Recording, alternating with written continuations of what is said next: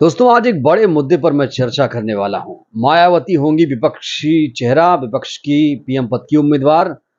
और राहुल गांधी क्या लोकसभा का चुनाव नहीं लड़ पाएंगे? इस सवाल का भी जवाब आपको इस वीडियो में मिलने वाला है। तो चलिए सबसे पहले बात करते हैं राहुल गांधी की। आपको पता है कि राहुल गांधी को मोदी सरनेम का अपमान करने के मामले में 2 साल की सजा हुई थी। मार्च में सूरत की निचली अदालत ने फैसला सुनाया था और उसी फैसले को बरकरार रखा है गुजरात हाई कोर्ट ने। सोचिए, राहुल गांधी ने सिर्फ इतना कहा था कि कैसे मोदी उपनाम वाले चोर हैं। इसी बात को लेकर राहुल गांधी को 2 साल की सजा हो गई है। अगर ऐसे ही दोस्तों केस दर्ज कराया जाए तो जानते हैं आधे से ज्यादा सांसद जेल में जाएंगे और उनकी सदस्यता भी बर्खास्त हो जाएगी। तो अब राहुल गांधी क्या करेंगे? क्या राहुल गांधी चुनाव नहीं लड़ पाएंगे? इस सवाल का जवाब मिलेगा सुप्रीम कोर्ट के फैसले के बाद।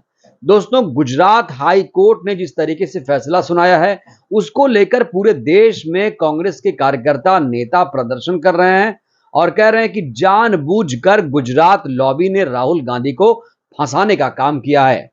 और अब राहुल गांधी की पूरी टीम, जो लीगल टीम है, वो सुप्रीम कोर्ट पहुंच चुकी है।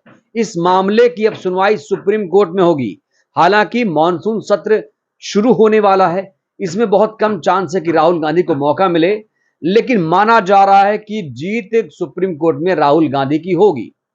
खैर, अब जो सीजेआई हैं, जो मुख्य न्यायाधीश हैं सुप्रीम कोर्ट के, डीवाई चंद्रचूड़, उनके ऊपर सभी की निगाहें टिकी हुई हैं, क्योंकि डीवाई चंद्रचूड़ वो सीजेआई हैं दोस्तों जिन्होंने अपने फैसले से कई बार मोदी सरकार को टेंशन दिया है, मोदी सरकार को चौंकाया है। और ऐसा लग रहा है कि जब सुप्रीम कोर्ट में सुनवाई शुरू होगी तो राहुल गांधी की सांसदी बहाल हो जाएगी। लेकिन क्या राहुल गांधी की सांसदी बहाल होने के बाद वो उस तरह से मुखर हो पाएंगे जिस तरीके से बहन कुमारी मायावती जी एक्टिव हैं? दोस्तों, मेरे पास कुछ पॉइंट्स हैं कि आखिर क्यों मायावती जी विपक्ष का चेहरा होंगी। सबसे बड़ी बात जानते हैं बहन जी की ताकत क्या है। बहन जी आजकल हर मुद्दे पर काफी सक्रिय होकर बोल रही हैं, काफी एक्टिव हो चुकी हैं। उन्होंने दिल्ली में डेरा डाल लिया है और लगातार पदाधिकारियों की बैठकें कर रही हैं। 2024 की तैयारी शुरू हो चुकी है। बीएसपी ने जोर शोर से इसकी तैयारियां शुरू कर दी हैं। उधर आकाश आनंद, जो मायावती जी के भतीजे हैं, उनको राजस्थान, मध्य प्रदेश, छत्तीसगढ़, तेलंगाना का प्रभार सौंप दिया गया है और लोकसभा चुनाव की तैयारी में बहन कुमारी मायावती जी जुट गई हैं।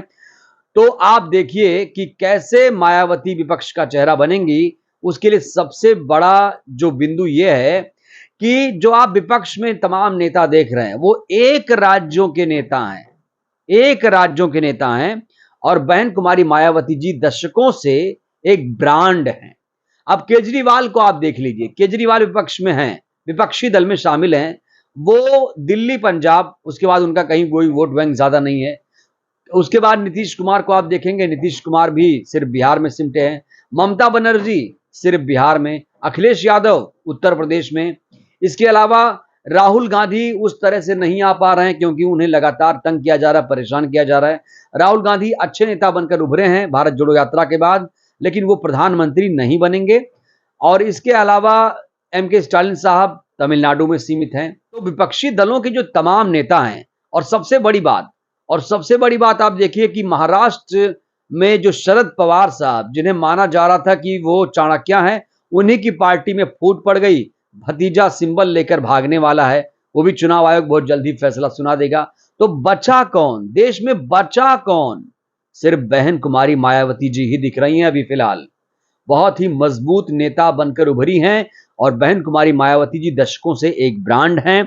उनकी एक विचारधारा है। बीजेपी की हिंदुत्ववादी विचारधारा के खिलाफ अगर कोई शक्ति से लड़ाई लड़ रहा है तो वो बहन कुमारी मायावती जी हैं, बीएसपी है। क्योंकि दलित मुसलमानों को साथ लेकर चलने वाली एक ही पार्टी फिलहाल दिख रही है।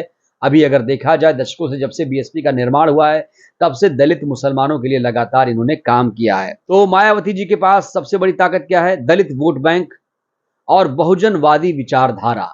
ये सबसे बड़ा पॉइंट है जिसमें आप कह सकते हैं, देख सकते हैं कि मायावती जी कैसे पीएम का चेहरा होंगी। अब दूसरी बड़ी बात यह है कि बीएसपी एक राष्ट्रीय पार्टी है। सबसे बड़ी बात दोस्तों, जानते हैं बीएसपी का जनाधार कहां कहां नहीं है। कई राज्यों में जनाधार इनका फैला हुआ है।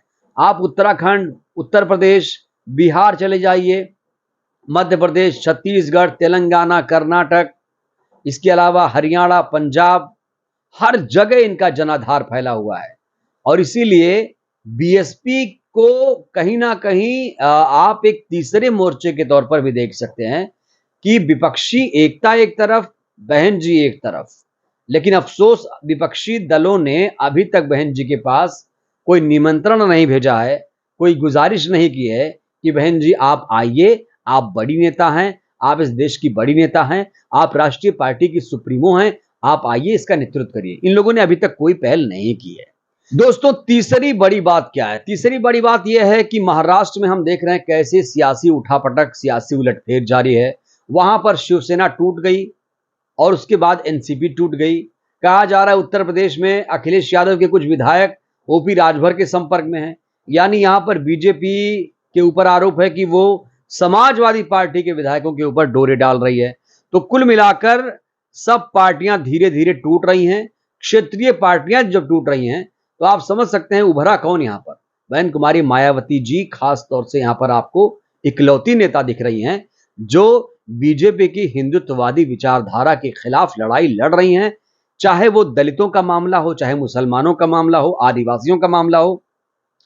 आपने देखा सीधी कांड को लेकर उन्होंने ट्वीट किया था। तमाम मुद्दे जो आ रहे हैं वो उस मुद्दों पर मुखर होकर प्रहार करती हैं, बीजेपी सरकार की बखिया उधेड़ती हैं और काफी ज्यादा एक्टिव हैं।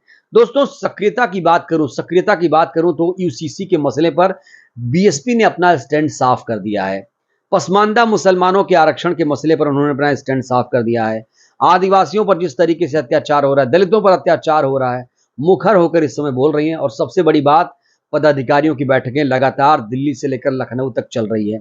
और एक बड़ी बात जो सबसे ज्यादा बीएसपी को मजबूत बनाती है वो ये कि जो दिल्ली का रास्ता है उत्तर प्रदेश से होकर जाता है और यूपी में सबसे ज्यादा अगर कोई मजबूत दिख रहा है तो वो बहन जी हैं। क्योंकि 2019 के लोकसभा चुनाव पे नजर डालें तो आपको 10 लोकसभा सीटें बहन जी के पास दिखती हैं।